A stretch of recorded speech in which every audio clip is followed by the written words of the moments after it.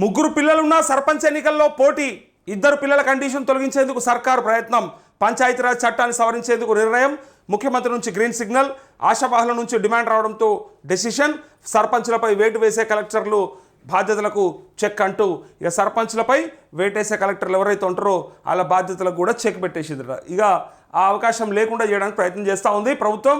ఇక్కడ ముగ్గురు పిల్లలున్న సర్పంచ్ ఎన్నికల్లో పోటీ అంటూ గతంలో ముగ్గురు పిల్లలు ఉంటే సర్పంచ్ ఎన్నికలలో పోటీ అవకాశం ఉండకపోతూ ఉండదు, ఇద్దరే ఉండాలి.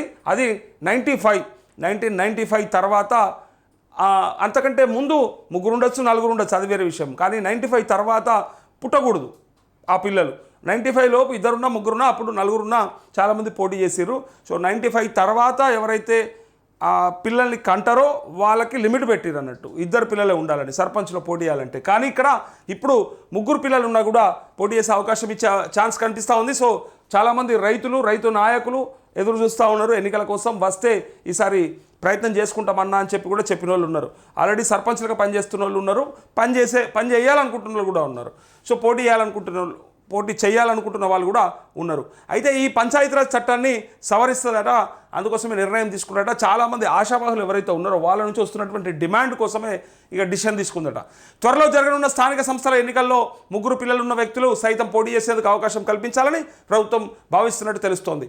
ఆ మేరకు ప్రస్తుతం ఉన్న పంచాయతీరాజ్ చట్టాన్ని సవరించేందుకు నిర్ణయం తీసుకున్నట్టు సమాచారం. సర్పంచ్, ఎంపీటీసీ, జడ్పీటీసీ, కార్పొరేటర్, కౌన్సిలర్గా పోటీ చేయాలంటే ఇద్దరు పిల్లలున్న వ్యక్తులే అర్హులు. అయితే దీంతో చాలామంది పోటీ చేసే అవకాశం కోల్పోతున్నారు. స్థానిక సంస్థల ఎన్నికల్లో అందరికీ పోటీ చేసే అవకాశం కల్పించాలని క్షేత్రస్థాయిలో డిమాండ్ వస్తుండడంతో సీఎం రేవంత్ రెడ్డి ప్రస్తుత చట్టానికి సవరణ చేయాలని భావిస్తున్నట్టు సెక్రటేరియట్ వర్గాల్లో టాక్ నడుస్తోంది. త్వరలోనే చట్ట సవరణ, ఇక నేను చెప్పినా కదా 1995 అని. ఇకపై ఇద్దరు కంటే ఎక్కువ మంది పిల్లలున్న వ్యక్తులు సైతం లోకల్ బాడీ ఎన్నికల్లో పోటీ చేసేందుకు ప్రభుత్వం వెసులుబాటు కల్పించనుంది. ప్రస్తుతం చట్టంలో June 1, 1995 తర్వాత మూడో సంతానం ఉన్న వ్యక్తులు, నేను ఇది గతంలో దీని గురించి చాలా స్టడీ చేసిన. సో ఇది ఎందుకోసం పెట్టిరనేది కూడా తెలుసుకున్నాను నేను అప్పుడు. అయితే మూడో సంతానం ఉన్న వ్యక్తులు పోటీ చేసేందుకు అనర్హులు. ఈ నిబంధనలు తొలగించి చట్టం సవరించేందుకు సీఎం సానుకూలంగా ఉన్నట్టు పార్టీ వర్గాల్లో ప్రచారం ఉంది. త్వరలో జరుగుతున్న అసెంబ్లీ సమావేశాల్లో చట్ట సవరణ చేసేందుకు ప్లాన్ చేస్తున్నట్టు తెలుస్తుంది. అయితే ఇక్కడ చూడండి, అయితే ఈ సర్పంచ్ ఎన్నికలకు సంబంధించి గ్రామాలల్లో చాలా విస్తృతంగా మాట్లాడుకుంటూ ఉన్నారు, చర్చించుకుంటూ ఉన్నారు. దీనికి కారణం ఏంటిదంటే ఎప్పుడో మార్చిలో పదవీకాలం అయిపోయి ఇప్పటిదాకా అంటే ఒక 6-7 నెలలు అవుతూ ఉన్నది, 6-7 నెలలు అయిపోతూ ఉన్నది పదవీకాలాలు అయిపోయి.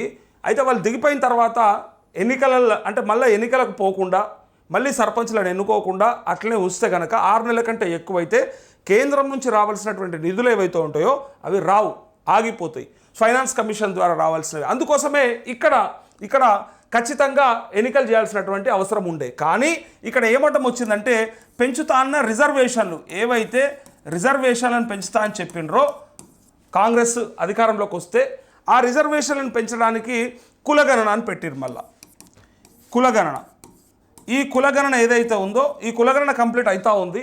ఇది అయిపోతే తప్ప, మొన్న 50% అయిపోయింది, ఆల్మోస్ట్ కంప్లీట్ అయిపోతుంది. సో కులగణన అయిపోతే తప్ప రిజర్వేషన్ల ఖరారు ప్రక్రియ చేయొద్దని చెప్పి ఫైనల్ చేయొద్దని సుప్రీంకోర్టు తీర్పు ఉన్నది. సో సుప్రీంకోర్టు తీర్పును అనుసరించి వీళ్ళు కులగణన చేపట్టిన తర్వాతనే రిజర్వేషన్ల ఖరారు చేస్తారు. సో రిజర్వేషన్ల ఖరారు అయిన తర్వాతనే సర్పంచ్ ఎన్నికలు జరుగుతాయి. అయితే ఎప్పుడో జరగాల్సి ఉండే, ఇది లేట్ అయిపోయింది. బీసీ కార్పొరేషన్ చైర్మన్ని పెట్టడము, లేకపోతే ఇంకా సరిగ్గా అంటే కార్పొరేషన్లకు సంబంధించినటువంటి ఆ కూర్పు, ఆ ప్రక్రియ అంతా జరగాల్సి ఉండే కాబట్టి దానివల్ల అయినటువంటి డిలే ఇక లాస్ట్కి ఇన్ని నెలలు పట్టింది. గ్రామాలలో అందరూ వెయిట్ చేస్తూ ఉన్నారు. అయితే ఇక్కడ గతంలో కేసీఆర్ ఉన్నప్పుడు చేసినటువంటి ఒక పని ఏంటిదంటే రిజర్వేషన్లు 2 సార్లు ఒకేలాగా వచ్చేటట్టుగా గ్రామాలలో, ఫర్ సపోజ్ బీసీ జనరల్ వచ్చింది అనుకోండి, బీసీ జనరల్ లేదా బీసీ ఉమెన్ లేదా జనరల్, ఈ కేటగిరీలు ఉంటాయి కదా, ఇంకా ఎస్సీ కేటగిరీ ఉంటుంది, ఎస్టీ, అయితే ఇవి ఉన్నాయి కదా. ఈ కేటగిరీలలో ఇక్కడ ఒకసారి సర్పంచ్గా ఎన్నికైనటువంటి వ్యక్తి కాదు, ఆ సామాజిక వర్గం లేదా వాళ్ళకి సంబంధించినటువంటి ఆ ఈ రిజర్వేషన్ ఉంది కదా, ఈ రిజర్వేషనే 2014 తర్వాత కేసీఆర్ వచ్చినాక తీసుకొచ్చినటువంటి జీవో. ఆ జీవోలో ఏముంటుందంటే ఆసారి ఎవరైతే బీఆర్ఎస్ నుంచో లేకపోతే సరే ఏ పార్టీ నుంచి అయినా సరే ఎన్నికైనటువంటి ఆ వర్గం ఏదైతే ఉందో ఈ రిజర్వేషన్ని 2 సార్లు కంటిన్యూ అయ్యేటట్టుగా చేసాడు. టూ టైమ్స్ కంటిన్యూగా ఉండేలాగా తీసుకొచ్చిండు. అయితే కంటిన్యూగా ఉండేలాగా అంటే వాళ్ళ వెసులుబాటు ఏం చూసుకున్నారంటే ఈసారి మా వాళ్ళందరూ గెలిస్తే నెక్స్ట్ టైం కూడా మా వాళ్ళే ఉండాలి, కాబట్టి వాళ్ళే ఉంటారు కాబట్టి పరిపాలన ఈజీ ఉంటుంది అని సౌలభ్యం కోసమని వాళ్ళు ఏదో పెట్టేసిండ్రు. అయితే ఇప్పుడు రిజర్వేషన్లు మారుతాయి. ఇగో ఈ రిజర్వేషన్లు ఏవైతే ఉన్నాయో పక్కాగా గతంలో ఉన్న రిజర్వేషన్లు ఉంటాయన్న గ్యారంటీ ఏం లేదు. దానికి కారణము ఇప్పుడు కులగణన చేస్తూ ఉన్నారు, ఈ రిజర్వేషన్లను తీసుకొస్తూ ఉన్నారు. అయితే ఈ సర్పంచ్ ఎన్నికకు సంబంధించి ఈ 1995ల అప్పుడు ఏం నిబంధన ఉంటుందంటే 2 పిల్లల కంటే ఎక్కువ ఉండొద్దు, 2 children కంటే ఎక్కువ ఉండొద్దు. 95 కంటే ముందు ఉండొచ్చు. 1995 కంటే 3 పిల్లల్ని కంటారా, 4 పిల్లల్ని కంటారా, 5 పిల్లల్ని కంటారా, అది లెక్కలకు లేదుగా, వాళ్ళు పోటీకి అర్హులే. కానీ ఎవరైతే 1995 తర్వాత వాళ్ళకు పిల్లగాడు పుట్టాడో ఆ పిల్లకాయ పుడితే ఆయన అనర్హుడవుతాడు సర్పంచ్కు పోటీ చేయడానికి. అంటే 3వ సంతానం ఉండకూడదు అనమాట, 2 ఉండొచ్చు. ఈ తర్వాత నిన్నమొన్న పుట్టేవాళ్ళు కూడా ఉండొచ్చు, కానీ 2 ఉండాలి. కానీ 3 ఉండాలంటే మాత్రం 95కు ముందు ఉన్నోళ్ళే 3, 90 తర్వాత 3 ఉండకూడదు. అంటే 3వ సంతానం కలగకూడదు. కారణం ఏంటిదంటే అప్పట్లో ఇక కేంద్ర ప్రభుత్వం తీసుకొచ్చినటువంటి అందరికీ తెలుసు 2 ముద్దు 3 వద్దు అనేది ఒక నినాదం ఉంటుండే కదా. సో అందుకోసం జనాభాని నియంత్రించడానికి పెట్టినటువంటి ఆ కుటుంబ నియంత్రణ ఏదైతే ఉండేనో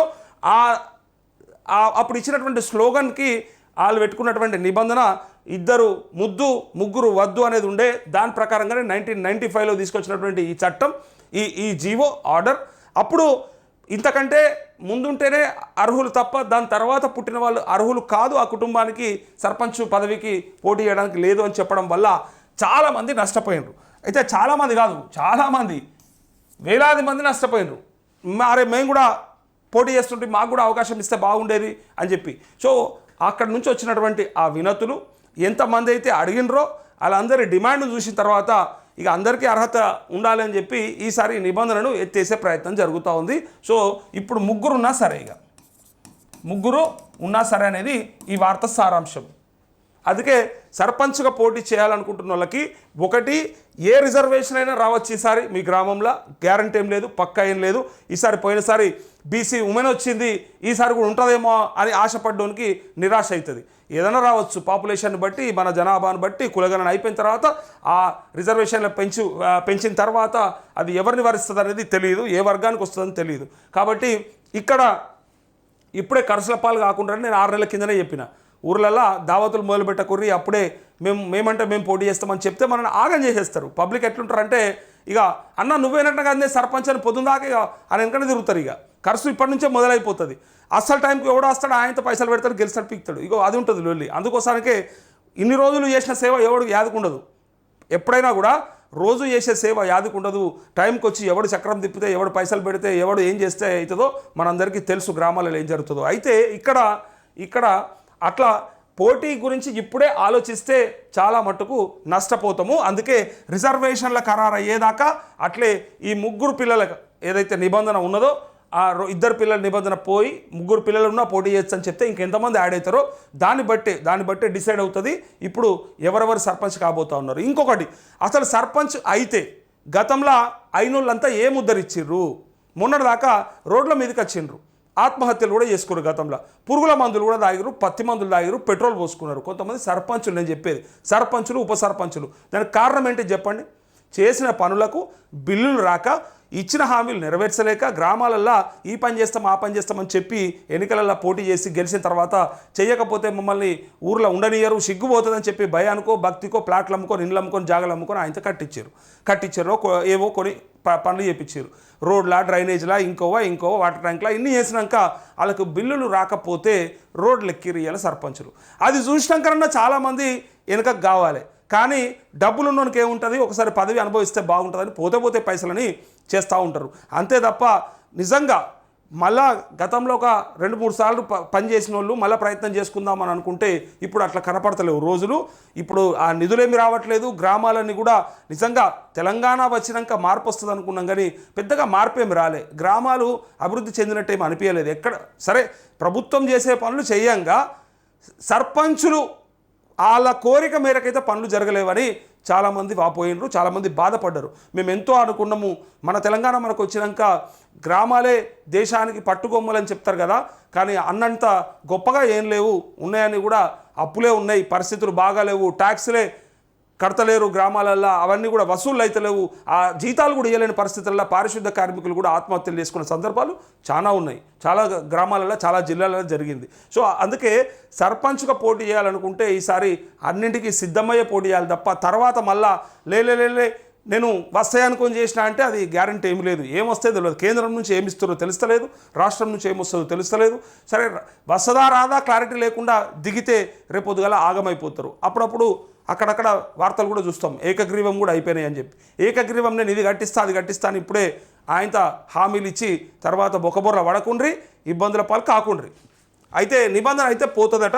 ఇందుకోసమే అయితే ఇక్కడ మనకు వచ్చేది ఏంటిది అంటే అంటే రైతులకి ఇక్కడ చూడండి అన్నింటికీ ముడి రైతులతోనే ఉన్నది. రుణమాఫీ కానీ రైతు బంధు కానీ ముడి ఉన్నది.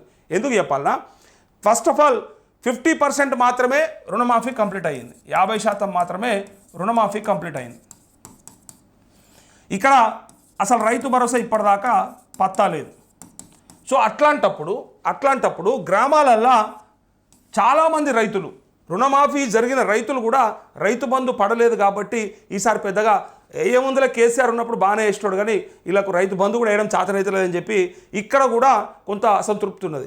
సో దీనివల్ల ఖచ్చితంగా ఈ ఎన్నికల మీద ఇంపాక్ట్ పడే అవకాశం ఉంది. కాబట్టి స్థానిక సంస్థల ఎన్నికలకు పోవాలంటే రిజర్వేషన్లతోని ఒకటైతే డిలే, ఈ రుణమాఫీ అండ్ రైతు భరోసా ఒక డిలే ఉంది. ఇవి చేయకుండా మాత్రం గ్రామాలకు ఎన్నికలకు పోరు గ్యారంటీ ఇది. ఎవరైనా రాసి పెట్టుకుంటోళ్ళంటే రాసి పెట్టుకోరు, డౌట్ ఉన్నోళ్ళు. ఈ రెండు వేయకుండా ఎట్టి పరిస్థితుల్లో కూడా గ్రామాలలో ఎన్నికలు జరగవు. ఆ జరిగినా ఏం జరుగుతుందో ఆ రిజల్ట్స్ మీరే చెప్తా ఉన్నారు డైలీ. నాకున్న సమాచారం పక్కాగా చెప్తా ఉన్నా, ఈ ఎన్నికలకు పోవాలంటే ఇవి చేయకుండా అయితే పోరు, అది గ్యారంటీ.